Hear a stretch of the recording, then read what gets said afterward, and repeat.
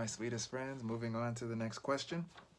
It says, I was just wondering about what you said about spending time with yourself all the time and giving a lot of time to your thoughts.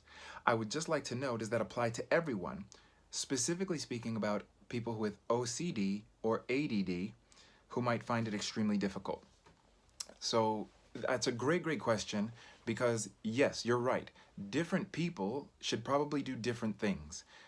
Depending on what your struggle is on a daily basis. So when I talked about, sitting, myself back in Dallas, Texas, sitting for an hour, 2 hours a day, just letting my mind and being with my thoughts and being with myself.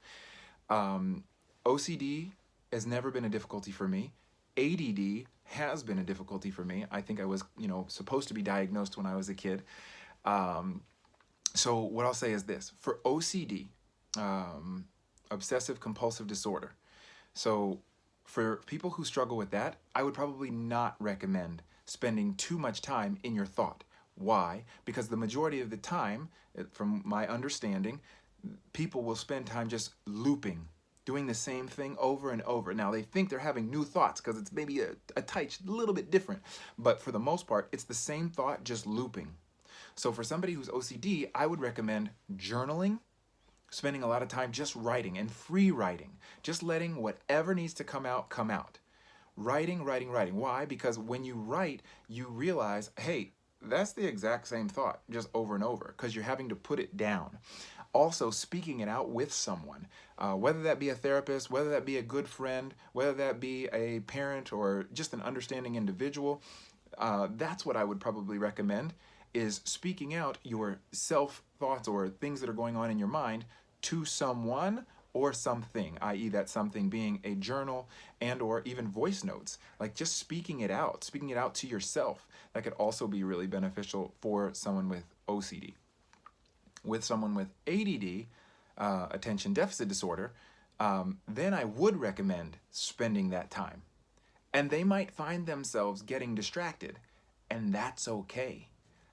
And coming to the place where you say, like, it's okay for me to be distracted. Like, I'm just going to look up at the clouds and see what happens in my mind. And I'm just going to learn a little bit more. I'm going to become more accepting of my mind and the way it works. This type of meditation, this like what we call free association meditation, just kind of letting your mind kind of go where it wants, oftentimes can help calm the mind. I would also recommend for that person with ADD that to keep a like a post-it note or a journal or something right next to them while they're doing this, because when things come to their mind like, oh, I need to do this, so just write it down. And oh, I gotta do that, write it down. And anything that comes to their mind, oftentimes the ADD mind is somebody who's really got a lot to do, they got a lot they want to accomplish, and they always think they're gonna forget. So they'll just go and do this thing right now impulsively because I'm gonna forget if I don't do it now, so write it down. And hopefully that can be beneficial. It's definitely something that's been beneficial for me. Is oftentimes when I'm meditating or thinking, I'll have a piece of paper next to me. I like post-it notes. I don't know why, but it's my thing. I'll write down on a post-it note, boom, and I'll have it for later. And I'll come back to it. And oftentimes I'll journal about that later on. So I hope that can be beneficial for those when thinking about spending time with yourself and getting to know yourself. This is a way that somebody with OCD or ADD might have put a little bit more structure around that, like free association meditation.